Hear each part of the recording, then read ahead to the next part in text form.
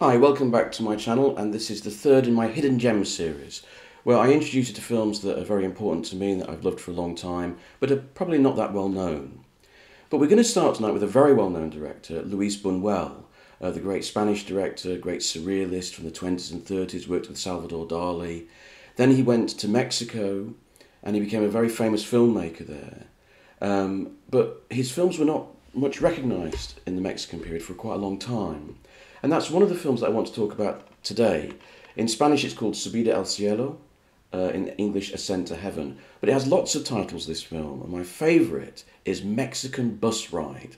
That's my favourite title of this film. That is an English translator giving the most literal idea of what this film is about that is possible. Yes, it's about a bus ride in Mexico.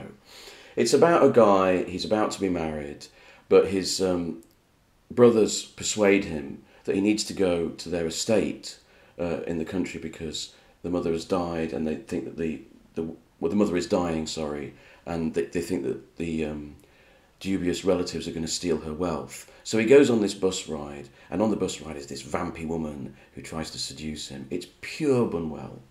But the reason why I recommend this film, apart from the fact that it's great fun, but the reason I recommend it is because this film shows more than any other film by Buñuel a truth about Buñuel that I think is not often recognised, that he was a great humanist.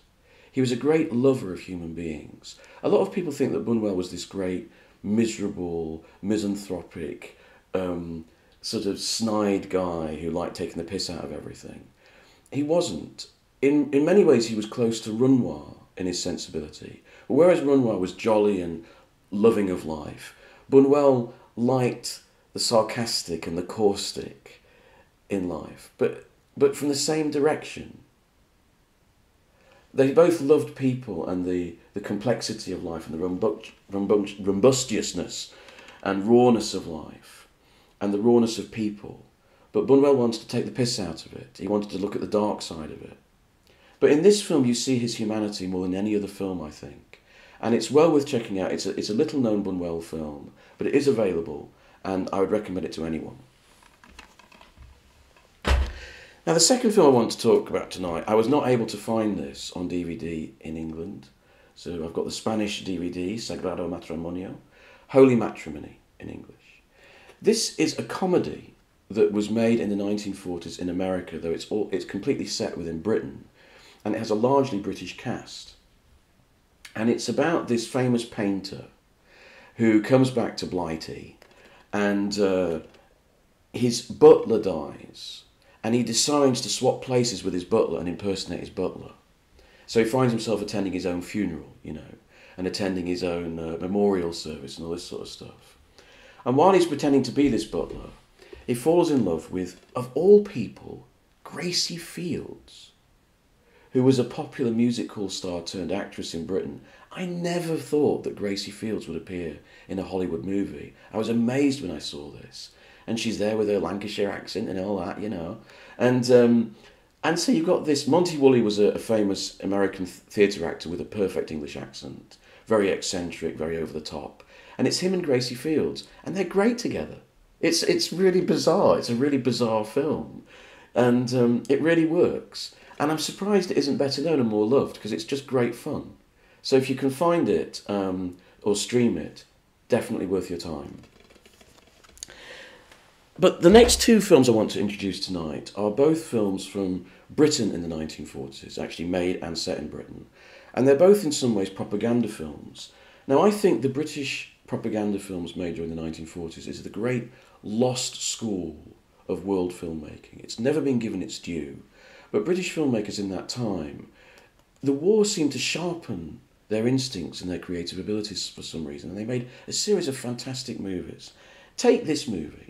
It was made by a very young Pat Jackson, who, apart from this movie, is known for a few episodes of The Avengers and sort of thriller serials in the 60s and 70s, but otherwise is a rather unknown director. But in the 40s, he was asked to make this propaganda film for the Ministry of Information.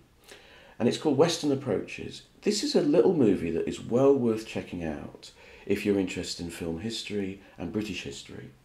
What they did was, they asked actual serving members of the Navy and people who had served at sea merchant navy, submarine crews and so on, to play the cast. This was years before Italian neorealism got going, right? So they asked them to play the cast, and what they did was they created this story where this ship has been torpedoed and the crew are on a lifeboat waiting to be rescued, but they realise that the German submarine is still in the waters and that if the rescue boat comes, the rescue boat will get sunk. So it becomes an argument about self-sacrifice, that we can't be rescued because we'll be endangering other men. And so they have this argument on board this. So the whole thing is set on a lifeboat, rather like Hitchcock's Lifeboat.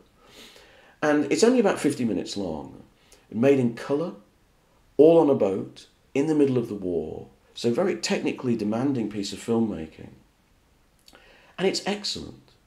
And you get a real feel for the people who really fought in the war. It's a very simple but very powerful piece of propaganda.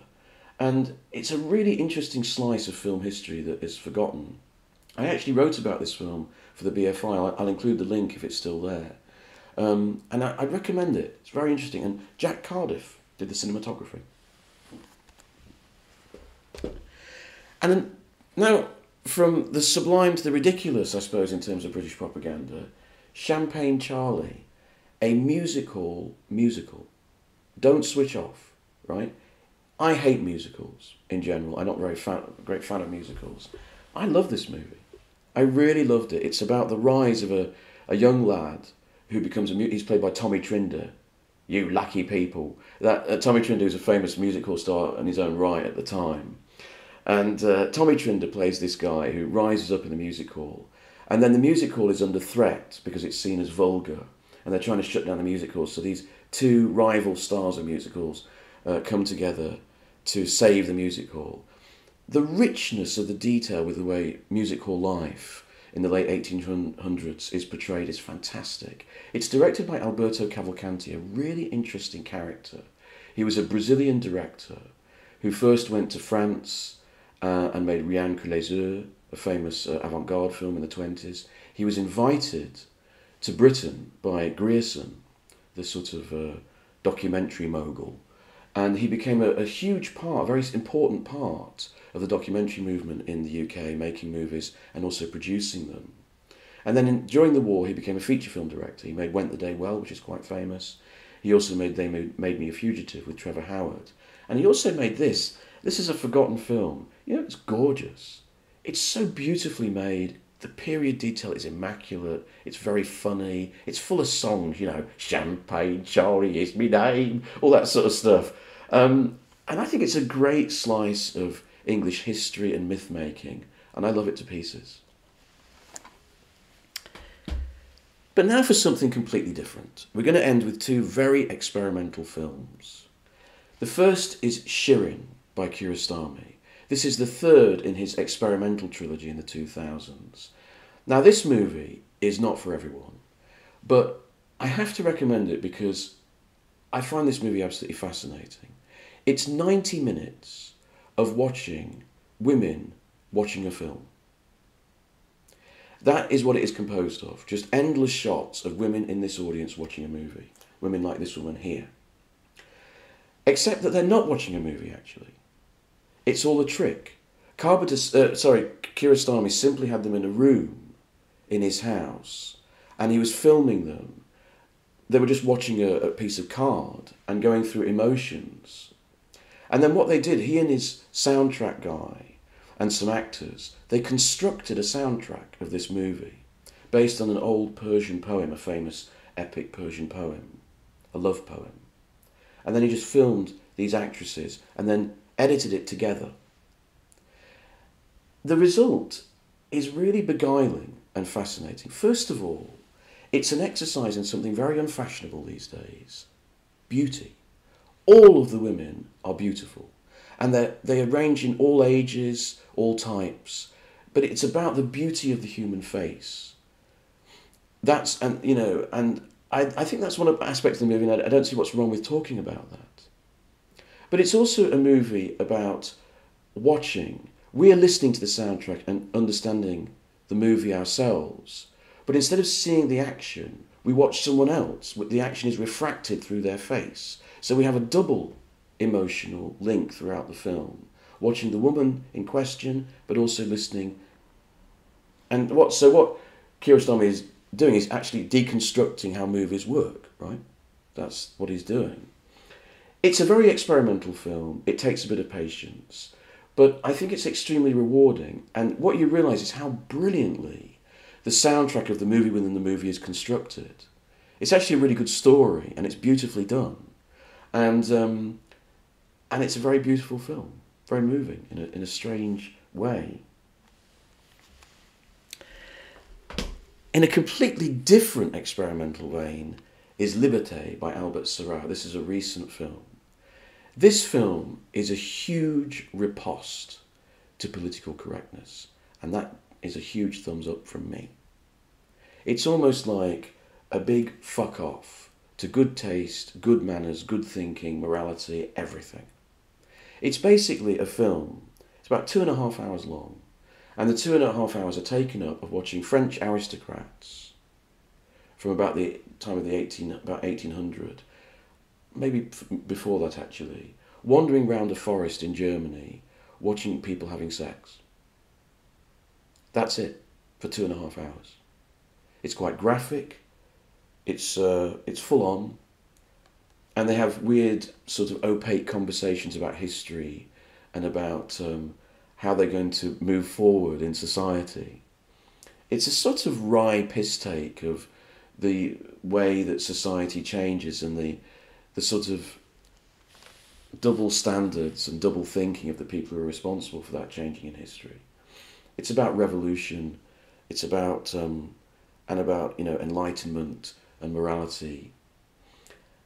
I love this film passionately. Partly because of what it is. It's actually beautifully constructed. It's weirdly eerie and beguiling. A lot of people will dismiss it as a piece of art porn. Well, it is. But in a way, what's wrong with that? In fact, that just shows how Puritan and how small-minded we've become. And that's what Serra is poking fun at. That's what he's poking a stick at, really. There's lots of other things about in this movie, but as a piece of punk art, I think it's hard to beat in these times. Okay, well that's it for this today, and I'll be introducing some more hidden gems later. Thank you.